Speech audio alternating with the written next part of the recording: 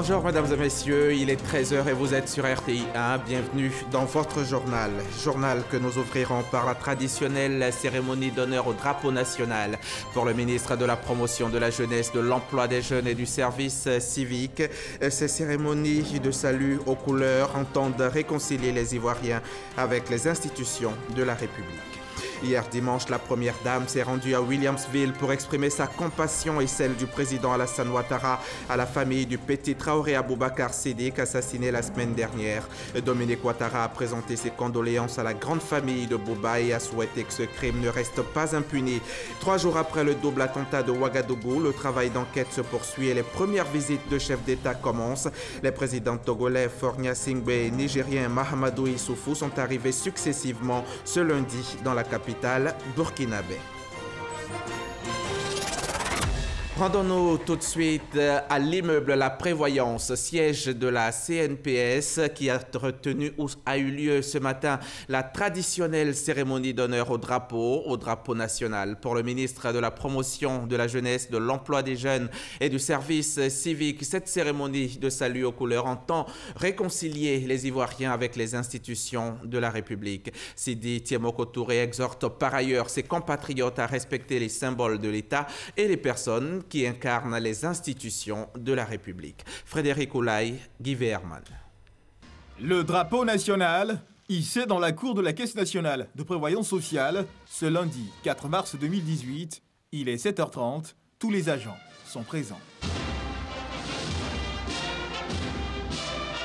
Plus qu'une tradition, il s'agit pour le ministre de la Promotion de la Jeunesse, de l'Emploi des Jeunes et du Service civique de faire la promotion du civisme au regard des derniers événements survenus dans certaines villes du pays, événements au cours desquels plusieurs symboles de l'État ont été vandalisés et des actes d'incivisme commis. Le ministre Sidi Touré invite les Ivoiriens au respect de ces symboles. J'appelle les populations à l'appropriation des valeurs de l'union, de la discipline, comme nous le recommande d'ailleurs notre devise. J'appelle à la paix, à la fraternité dans la diversité. J'appelle au respect des institutions de la République et aux personnes qui les incarnent. J'appelle au respect de la vie de la personne humaine. Le ministre de l'Emploi et de la Protection sociale, Jean-Claude Kouassi, promet pérenniser le salut aux couleurs dans les structures à sa charge. Avoir un esprit et une attitude civique, c'est respecter son pays, les autorités qui l'incarnent et la collectivité dans laquelle on vit.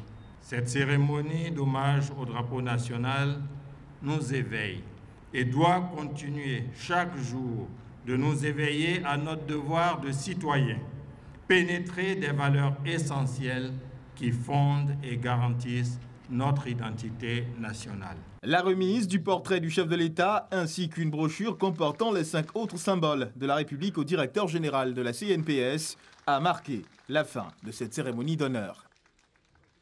L'assassinat de Bouba continue de susciter émotion et mobilisation. Hier dimanche, c'est la première dame qui s'est rendue à Williamsville pour exprimer sa compassion et celle de son époux à la famille éplorée. Et tout en présentant ses condoléances, Dominique Ouattara a souhaité que ce crime ne reste pas impuni. Jérôme Kofi Abola. Elle ne peut pas être insensible à l'assassinat du petit Bouba. Elle qui fait de la cause des enfants l'un de ses chevaux de bataille pour ses actions de bienfaisance. Il est environ 17 h ce dimanche quand la première dame de Côte d'Ivoire arrive au domicile des membres de la famille affligés par la perte brutale et atroce de leur garçonnet. Madame Dominique Ouattara vient leur témoigner sa solidarité dans cette épreuve. Se disant particulièrement touchée par ce drame, la première dame de Côte d'Ivoire, sans détour, veut que cet acte ne reste pas impuni. Je suis venue apporter ma compassion et celle du président de la République à la famille Traoré qui a perdu son fils, son petit-fils, son neveu, dans des circonstances horribles. Je suis particulièrement émue et bouleversée de ce crime affreux. Et je voulais dire que j'espère que les coupables seront sévèrement punis afin que plus jamais nous ne revivions de telles choses dans notre pays. Je voulais vraiment présenter mes condoléances à toute la grande famille, à tout le quartier de Williamsville et à toute la population. Que son âme repose en paix. Cette visite de la première dame à la famille éplorée a été un moment de recueillement et de prière pour le repos de l'âme du petit Bouba, comme le veut la tradition. En guise de soutien, l'épouse du président de la République de Côte d'Ivoire, Alassane Ouattara, a offert une enveloppe de 4 millions de francs CFA à cette famille. Avant de prendre congé, elle a salué les tout-petits du quartier qui la réclamaient, comme quoi la présidente de Children of Africa reste la maman de tous les enfants en Côte d'Ivoire et partout ailleurs. Elles ont quitté ce monde il y a 7 ans déjà. Vous vous en souvenez peut-être. Cette femme avait perdu la vie le 3 mars 2011 pendant la crise post-électorale. C'était à Abobo au cours d'une marche dite pacifique. Hier dimanche, comme chaque année depuis leur décès, un hommage leur est rendu. Maria Tokone, la ministre de la Femme, de la Protection de l'Enfant et de la Solidarité, quelques cadres du RDR et les parents de victimes ont commémoré ce triste anniversaire. Le compte-rendu de Moussa Konaté. Le 3 mars 2011, 7 femmes ont perdu la vie ici, au rond-point du Bankou, dans la commune d'Abobo. Elles participaient à une marche pacifique lors de la crise post-électorale. 7 ans après, les parents des victimes et le Rassemblement des Républicains se souviennent encore de ces femmes martyres. Ce sont des moments de souvenir, des moments qui réveillent de la tristesse dans nos mémoires. Mais c'est également des moments de recueillement, des moments que nous saisissons pour dire aux familles, pour dire aux voisins, pour dire à la communauté que le RDR ne peut pas oublier ses victimes. C'est toujours le même souvenir, mais seulement qu'il faut pardonner. Bon, c'est vrai, d'aucuns disent que ce n'est pas les seuls qui sont morts, mais nous, c'est nos enfants. Nous, on doit les célébrer chaque année. Même si c'est chaque jour, on doit les célébrer. Une cérémonie marquée par une lecture du Saint-Coran pour le repos de l'âme de ces défuntes. L'État de Côte d'Ivoire demeure toujours aux côtés des familles des victimes.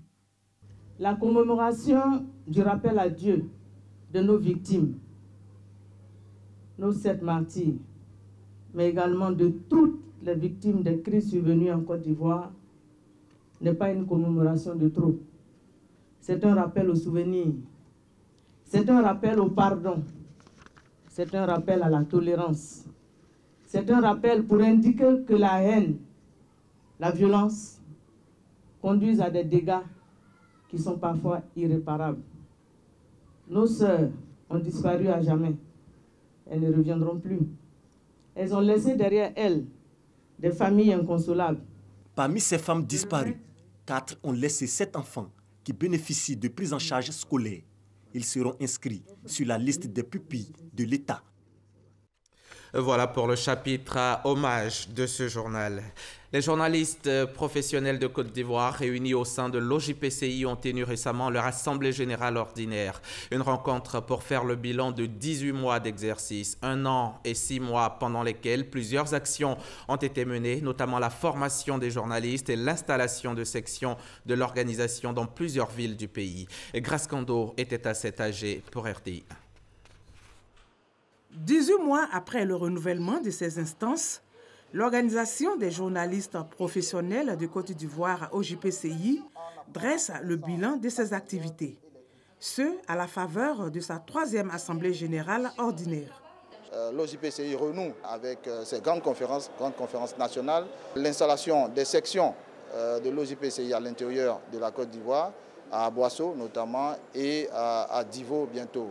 Nous pensons que notre cheval de bataille, qui est la formation, est en tout cas maintenu. Le ministère suit avec beaucoup d'attention et d'intérêt les activités des organisations professionnelles. C'est une dynamique qui intéresse M. le ministre et qui entend, par-delà ces organisations professionnelles, apporter tout le soutien nécessaire à l'évolution, au développement de la presse et des médias en Côte d'Ivoire. Relations sino-ivoiriennes, quel impact pour les médias? Thème de la 3e Assemblée générale ordinaire. Occasion pour l'ambassadeur de Chine en Côte d'Ivoire, Tang Weibin, de revenir sur les actions menées par son pays au profit des journalistes ivoiriens. Entre autres, la formation d'une vingtaine de journalistes en Chine en août dernier et des conférences thématiques sur la culture chinoise. L'ambassadeur de Chine en Côte d'Ivoire nous a beaucoup enrichi sur ces relations, les relations entre la Côte d'Ivoire et la Chine, notamment en matière de médias, en matière numérique, et nous a donné des chiffres sur l'économie chinoise. En termes de perspective, l'OJPCI compte étendre ses actions au niveau de la société civile. Un guichet d'information fiable et crédible pour les journalistes et les institutions en Côte d'Ivoire est aussi en vue. La 6e édition des Journées Carrières aura lieu cette année du 8 au 10 mars prochain à Daloa, dans le Haut-Sassandra. Un événement du ministère de l'Éducation nationale, de l'enseignement technique et de la formation professionnelle qui vise à apporter des solutions à l'insertion socio-professionnelle des jeunes à travers l'adéquation formation-emploi. C'est ce que nous dit Serge Collier. Les journées carrières du ministère de l'Éducation nationale, de l'enseignement technique et de la formation professionnelle visent à réunir sur un même plateau élèves, parents d'élèves, structures de formation et professionnels des différents corps de métier pour des échanges. Après l'étape de Mans, l'année dernière, qui a mis en évidence toutes les opportunités de carrière offertes par les secteurs agricoles et miniers, il revient à Daloa, chef-lieu de la région du Haut-Sassandra, d'accueillir cette année la 6e édition du 8 au 10 mars 2018. Les journées de Daloa nous invitent à nous appesantir sur l'épineuse question de la formation et de l'insertion socio-professionnelle. Objectif, orienter les choix de vie des élèves à travers des séries et filières opportunes. Adéquation, formation, emploi des jeunes, quelle contribution de l'orientation scolaire et professionnelle, c'est le thème de cette tribune d'échange et d'insertion. L'éducation est aussi une priorité dans la région du Gor. Le conseil régional s'y emploie en tout cas. En plus de 4 années d'activité, plus d'1 milliard de francs CFA ont été injectés dans la construction et la réhabilitation de salles de classe, la distribution de tables-bancs et la construction de collèges de proximité dans tous les chefs-lieux de sous-préfecture. Tour d'horizon de ces réalisations dans ce document signé Mamadou Kouassi. Si le taux de scolarisation était moins élevé dans certaines régions de la Côte d'Ivoire, il y a quelques années de cela, ce n'est pas le cas de la région du Gor. Ici, la difficulté était le manque d'infrastructures pour accueillir le flux d'élèves dans les écoles primaires et secondaires de la région. Depuis ces 4 dernières années, les effectifs pléthoriques ont laissé place à des effectifs rationnels.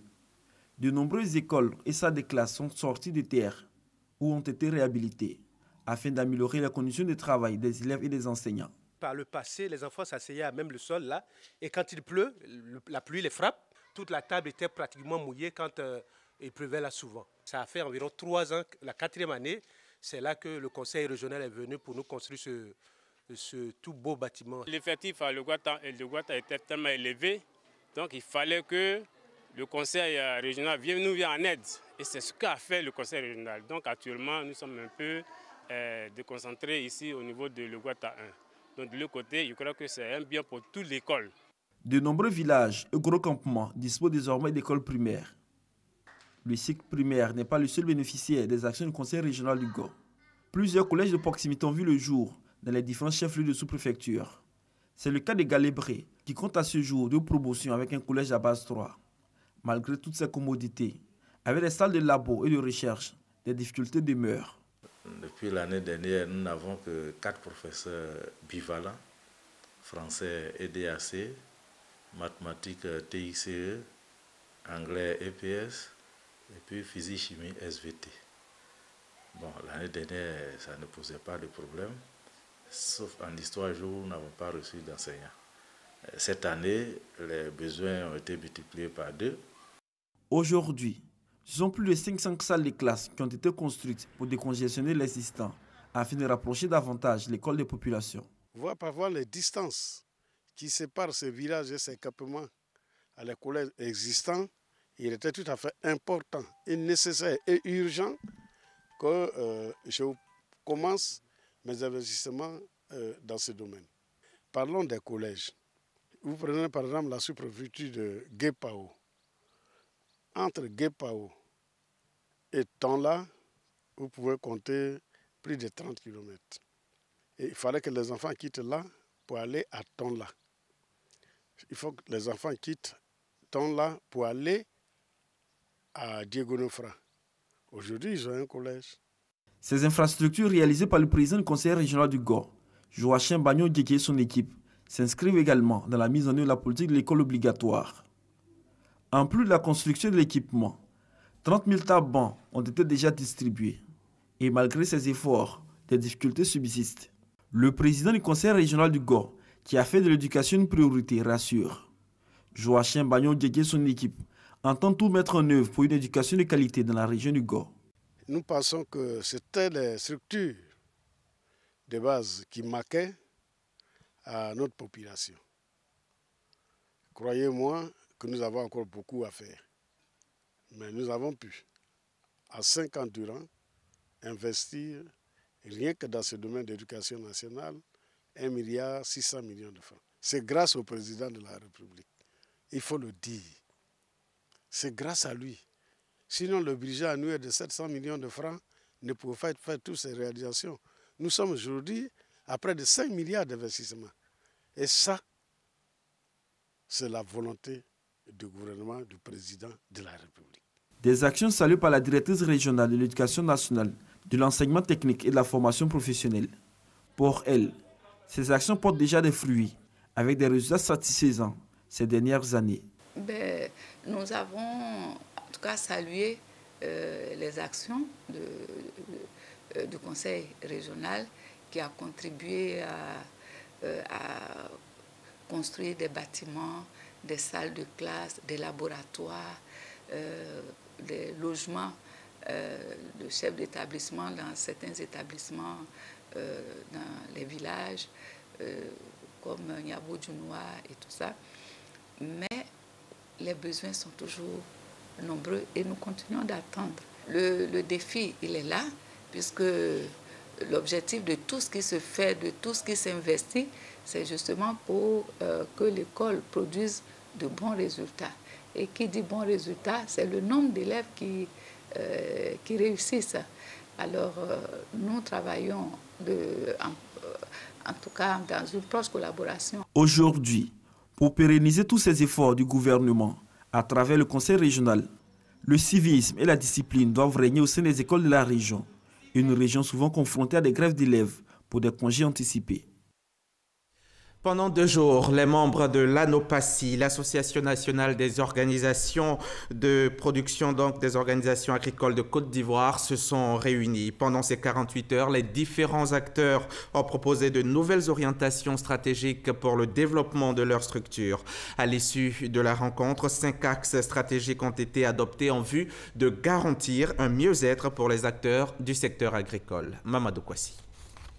Les 15 fêtiers membres de l'Association nationale des organisations professionnelles agricoles de Côte d'Ivoire, ANOPACI, connaissent des dysfonctionnements structurels. Cette situation s'exprime sur le terrain par des difficultés que rencontrent certains acteurs du domaine de l'EVA, des fruits, du palmier à huile, ainsi que les femmes du vivrier. Pour relancer véritablement le secteur agricole, 10 ateliers décentralisés ont été organisés dans l'ensemble des fêtières sur le territoire national. La restitution du rapport de synthèse de ces 10 ateliers a permis de retenir 5 orientations stratégiques, notamment l'amélioration de la gouvernance, le renforcement de l'opérationnalité des fêtières, le renforcement des capacités des agriculteurs à mettre en œuvre les bonnes pratiques agricoles et à faire face aux défis actuels du secteur. Nous allons maintenant déboucher sur l'organisation du forum. Et le forum permet de déboucher sur une table ronde des bailleurs de fonds pour leur présenter les besoins véritables de nos filières et pour que nous puissions aider les planteurs, les paysans de Côte d'Ivoire. Le président de l'ANOPACI et ses collaborateurs des 15 fêtiers agricoles comptent s'investir véritablement pour bénéficier des retombées du dernier sommet Union européenne-Union africaine qui met un point d'honneur sur l'agriculture dans la lutte contre la pauvreté et l'immigration clandestine.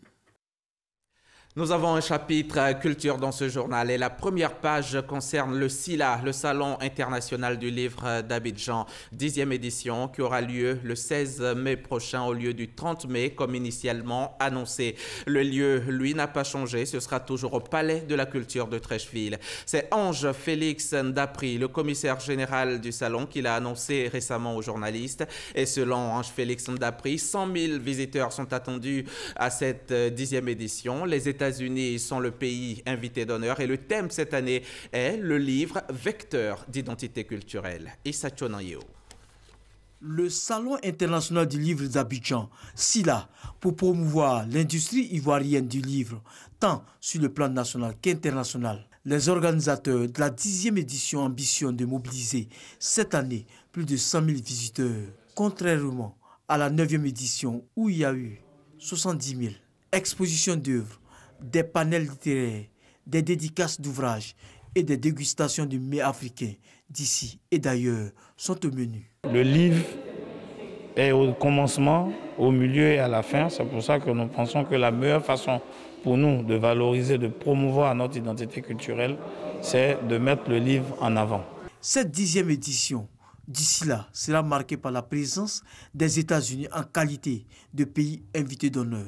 Pour nous, les États-Unis, c'est une opportunité de renforcer les liens avec les États-Unis et la Côte d'Ivoire. Nous avons beaucoup de connaissances économiques et croissance entrepreneuriale et nous voudrions partager cette croissance avec la Côte d'Ivoire. Il est aussi une opportunité pour nous de partager les auteurs américains avec les Ivoiriens. L'auteur à l'honneur de ce SILA 2018 est Charles Nocan, l'un des pionniers de la littérature ivoirienne. Outre les distinctions, le Grand Prix national Bernard Dadier de littérature, le prix national Bernard Dadier du jeune écrivain, le prix Jeanne de Cavalli pour la littérature enfantine, le prix SILA de l'édition. L'Association des éditeurs de Côte d'Ivoire, ACEDI, a créé le prix SILA de la relève et le prix SILA des médias. Le Salon international du livre d'Abidjan 2018 est prévu du 16 au 20 mai prochain. En cette mi-journée, je vous invite à la chasse à l'amour. Connaître l'amour sous toutes ses facettes. La chasse à l'amour, c'est une œuvre de plus de 200 pages écrite par Néla Ouattara, étudiante en sciences de l'information documentaire à l'INSAC. Et c'est justement à l'INSAC que s'est déroulée la cérémonie de dédicace de l'œuvre. C'était mercredi dernier en présence de nos reporters Fidèle Aigné et Issaïo.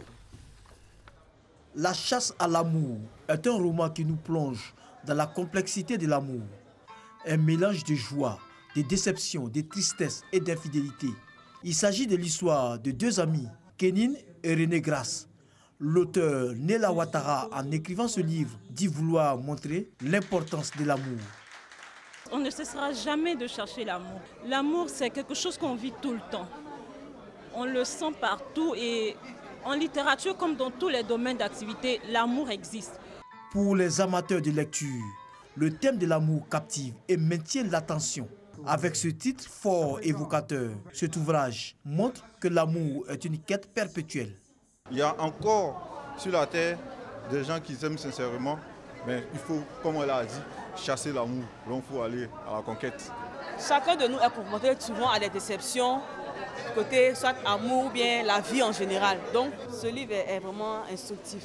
La chasse à l'amour, un roman de 212 pages, montre également les mots liés à l'amour, comme la prostitution ou le VIH-Sida. L'amour est le ciment et le but de l'existence humaine.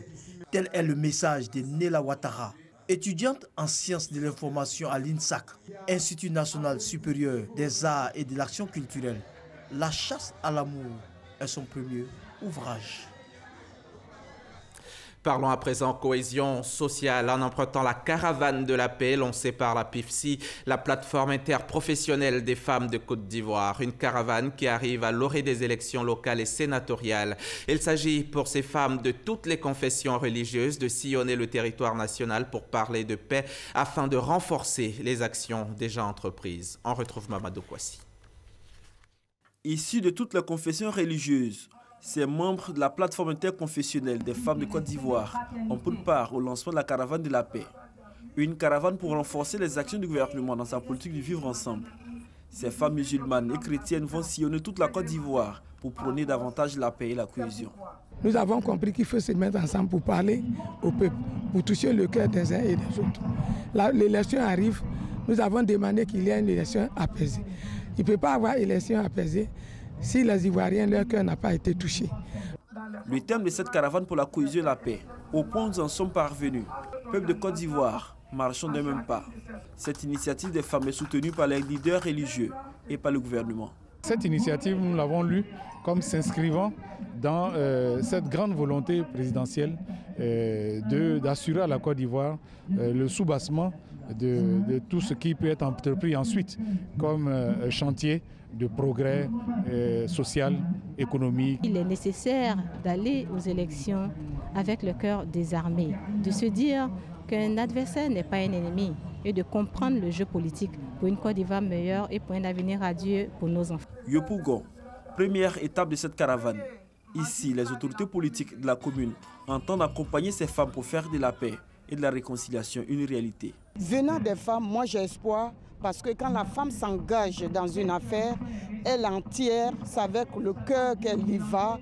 Et avec cette plateforme, moi je crois qu'on réussira à imposer la paix dans notre pays. Après Yopougon, ces femmes musulmanes et chrétiennes de toute confession mettront le cap sur les villes de l'intérieur en vue de faire triompher la flamme de la paix. L'actualité internationale pour refermer ce journal, c'est en bref et en images. Quelques jours après les attaques sanglantes de Ouagadougou, l'heure est au défilé des chefs d'État dans la capitale burkinabé pour apporter leur soutien au pays dans la lutte contre le terrorisme. Ce matin sont arrivés successivement les présidents togolais Faure Gnassingbé, président en exercice de la CEDEAO, et nigérien Mahamadou Issoufou. Les deux chefs d'État ont été précédés par le secrétaire permanent du G5 Sahel, le Nigérien Maman Sambo Sidikou, qui lui aussi rencontrera le président Roch-Marc Christian Kaboré à Kosiam. La coalition de droite, extrême droite, formée autour de Forza Italia, de Silvio Berlusconi et de la Ligue du Nord de Matteo Salvini serait en tête dans les élections législatives en Italie, selon des résultats partiels publiés ce lundi, mais sans avoir la majorité absolue. Le mouvement 5 étoiles a reçu pour sa part une majorité de voix. Le mouvement 5 étoiles qui avait déjà créé la surprise en raflant 25% des voix aux dernières législatives de 2013 et s'assure une position centrale dans le futur Parlement si son score est confirmé. Et puis pour terminer, sachez que pour la première fois depuis le lancement de la dernière offensive du régime syrien le 18 février, des camions d'aide humanitaire sont entrés ce lundi 5 mars 2018 dans la Ghouta orientale, le fief rebelle aux portes de Damas, la capitale, où des centaines de civils sont morts sous les bombardements en quelques semaines. Les 46 camions de l'Organisation des Nations Unies et du Croissant Rouge syrien apportent du matériel médical et de la nourriture pour quelques 27 500 personnes selon OCHA, le bureau de coordination des affaires humanitaires de l'ONU. Voilà qui met un terme à ce journal. Merci de l'avoir suivi. Très bonne journée sur la chaîne 15.